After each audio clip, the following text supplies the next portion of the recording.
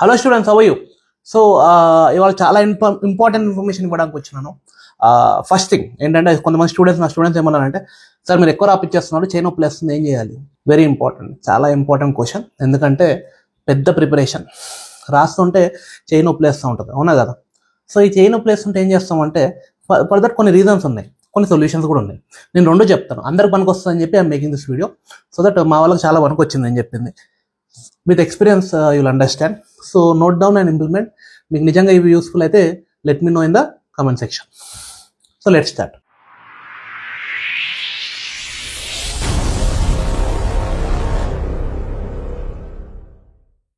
First నొప్పి ఎందుకు లేస్తుంది అంటే, మీరు పెన్ను సరిగ్గా పట్టుకోకపోతే, ఒత్తి పట్టుకుంటే స్ట్రెయిన్ పడుతూ ఉంటుంది అనమాట.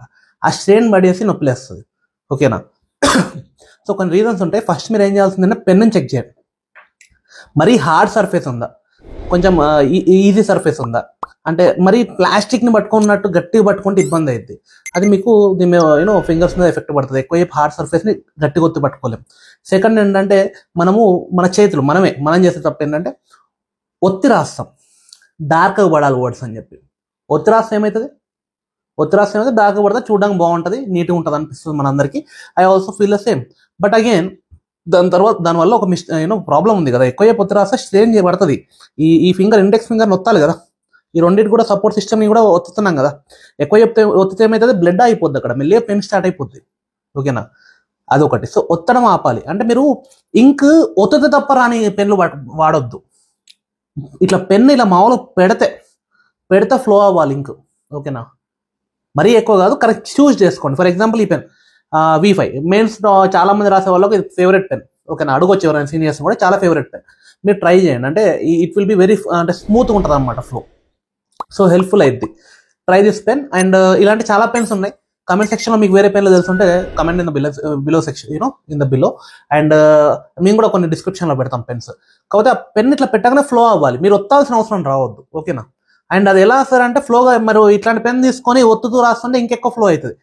పాయింటే ఒత్తొద్దని చెప్పి కదా, స్ట్రెయిన్ తక్కువ అవ్వాలని చెప్పి. సో స్మూత్గా బరువు పెట్టకుండా, చెయ్యి మీద బరువు పెట్టకుండా ఇలా వెళ్ళాలి, ఇట్లా కాదు, okay? Got it. First point అది. సెకండ్ పాయింట్ మీ posture. How do you sit, మీ పోస్టర్ మొత్తం, హ్యాండ్స్, బాడీ మొత్తం పోస్టర్ అన్నమాట. ఫస్ట్ పెన్ను పట్టుకున్నారు, ఇలా పడిపోయి రాయొద్దు. ఏమైతే ఈ పోస్టర్ ఇట్లా స్ట్రేట్గా పెట్టాలి, ఎప్పుడు కూడా బ్యాక్ స్పైన్ స్ట్రేట్గా ఉండాలి. చాలా మంది చిన్నప్పటి స్కూల్లో టీచర్లు కూడా చెప్తూ ఉంటారు మీకు, బ్యాక్ స్ట్రేట్గా పెట్టు అని చెప్పి. ఎందుకు? మీకు బ్రెయిన్ బాగా ఎక్కుతుంది అని చెప్పేసి, బ్లడ్ బాగా ఫ్లో అవుతుంది, ఇట్లా 100 చెప్తూ ఉంటారు. బట్ ఇన్ ఎనీ కేస్ మీరు స్ట్రేట్గా పెడితే ఇలా రాసుకోవచ్చు కదా. వంగారనుకోండి, బరువు ఎక్కడ పడుతుంది?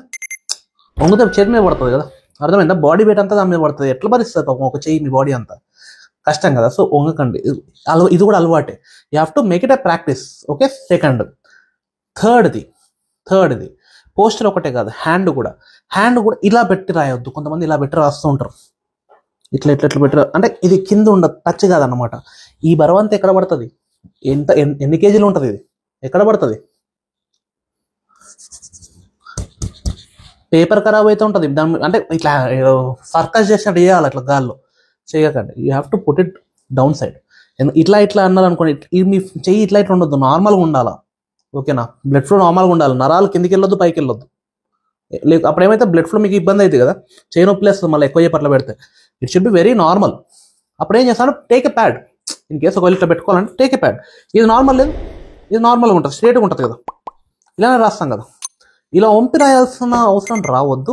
చాలా మంది ఇలా రాస్తూ ఉంటారు అవన్నీ చేయకండి, ఓకేనా?